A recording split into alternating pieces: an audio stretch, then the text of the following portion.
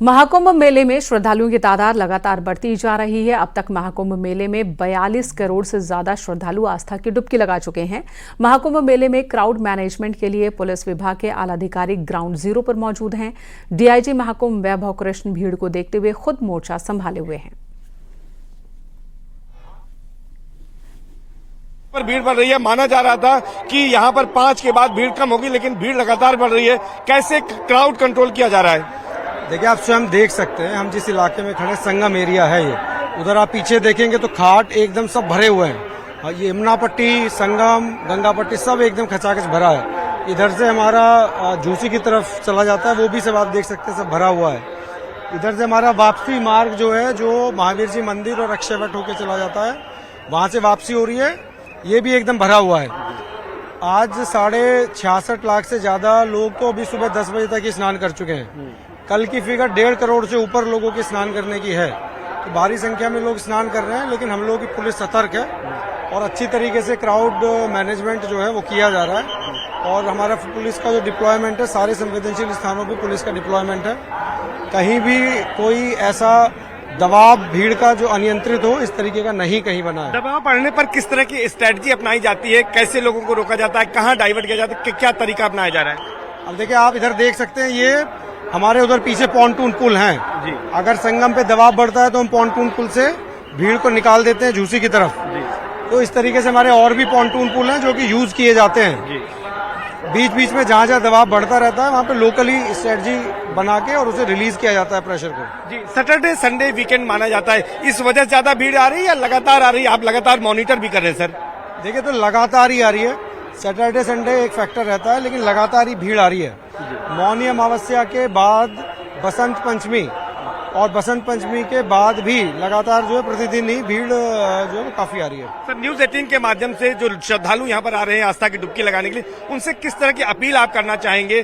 किस तरह से वो प्लान करें अगर महाकुंभ में आना चाहते हैं, और किन एडवाइजरी का, किन गाइडलाइंस का पालन करें तो सुगमता से यहाँ पर स्नान कर सकते हैं, वापस लौट सकते हैं? देखिए, एक बात तो ये है कि जो भी आए, वो जो बीच में पुलिस ने मार्ग निर्धारित किए हुए हैं, उन्हीं से डाइवर्ट होके आए।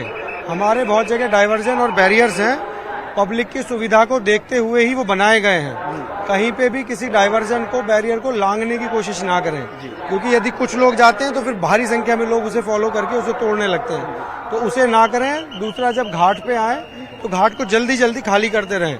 कई बार होता है कि घाट पे लोग बैठ जाते हैं, जिसकी वजह से पीछे से आने वाली भीड़ को समस्या उत्पन्न होती है। तो जल्दी से जल्दी आए, 5-7 मिनट में ही नहा के और घाट को जल्दी खाली करें, तो सभी को जिससे सुविधाजनक तरीके से स्नान करके अपने गंतव्य तक जिससे वो रवाना हो जाए। आखिरी सवाल है कि जैसे कल 1.5 करोड़ करीब लोग स्नान किए, आज भी जिस तरह की भीड़ उमड़ रही है, उम्मीद है कि आज भी अच्छा एक नंबर जाएगा?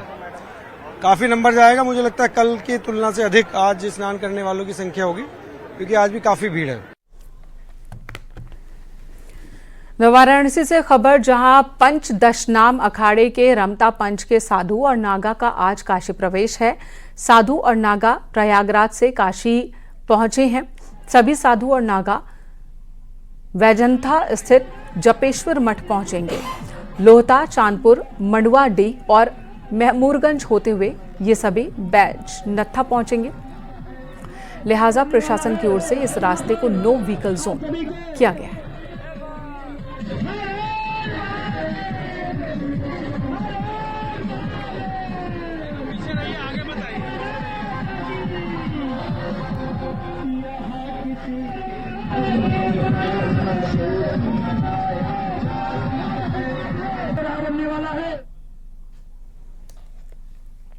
मथुरा के वृंदावन में बांके बिहारी के दर्शन के लिए श्रद्धालुओं की भीड़ उमड़ रही है। हर रास्ते पर जन सैलाब ही दिख रहा है।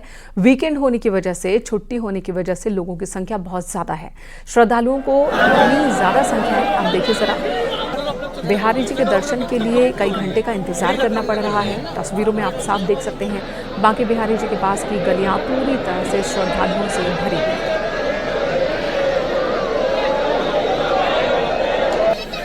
हाँ जी, बहुत बढ़िया हुआ दर्शन। बहुत भीड़ है, बहुत भीड़ है। संडे वैसे है आज। कैसे दर्शन हुए? बहुत बढ़िया दर्शन हुए, पर भीड़ में हुए बहुत। हमारी सासू माँ के भी बहुत भीड़ में दर्शन हुए। ठाकुर जी के मंदिर में भीड़ तो रहती है ही, कष्ट नहीं झेलोगे तब तक कैसे पता चलेगा दर्शन के बाद। आनंद कैसे आएगा। क्या लगता है क्यों भीड़ है आज? भक्त है, श्रद्धा लेने आए, संडे है, इस वजह से हो सकता है भीड़ है, बहुत भीड़ है। फिर राधा वल्लभ के करके आ गए हैं, अब यहाँ से सोच रहे बरसाना जाए, बाकी बारी की नहीं हो पाए, अभी नहीं हो पाए, कारण भीड़ 2 जगह से चक्कर परिक्रमा काट के आ गए हैं।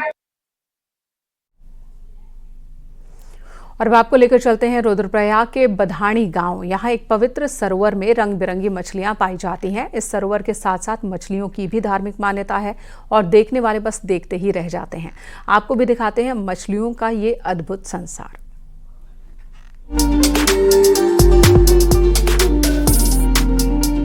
उत्तराखंड के रुद्रप्रयाग में बधानी ताल अपनी सुंदरता के साथ साथ अपनी मान्यताओं के लिए भी प्रसिद्ध है, जहां रंग बिरंगी मछलियों का एक संसार बसता है और यही वजह है कि इनको देखने के लिए दूर दूर से पर्यटक यहां पहुंचते हैं।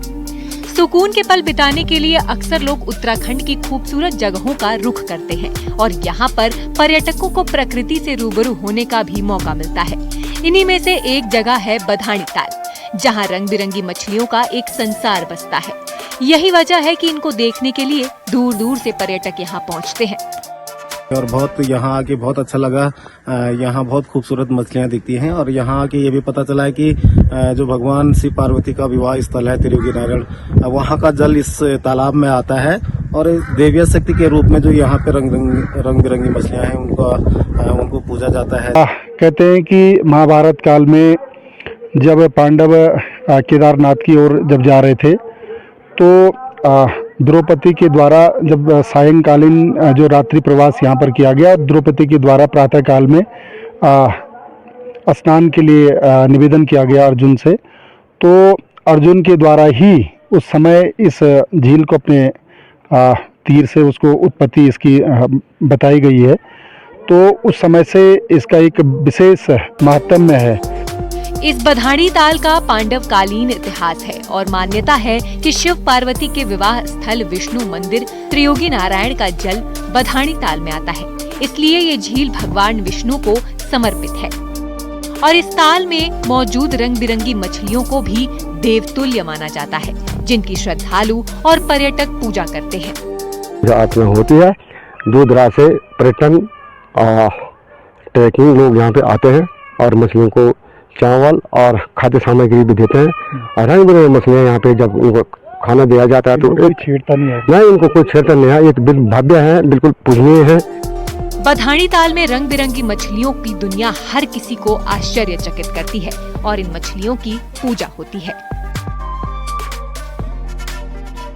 दैवीय देवताओं के रूप में इस कुंड की भी पूजा की जाती है, मछलियों की भी। और यहाँ पे उम्र नारायण भगवान का भी यहाँ पे एक प्रसिद्ध मंदिर है और तमाम मंदिर यहाँ पे हैं। तो लोग यहाँ पर जहाँ एक तरफ मछलियों को देखने के लिए आते हैं, ताल का दीदार करने आते हैं, इसके साथ ही यहाँ पर तमाम यहाँ पे उम्र नारायण भगवान का मंदिर है, उसकी पूजा अर्चना के लिए भी आते हैं। तो कहीं ना कहीं एक बेहद खास जगह बधानी ताल इसलिए भी है। बधानी ताल से न्यूज़ 18 के लिए मैं संदीप भटकोटी।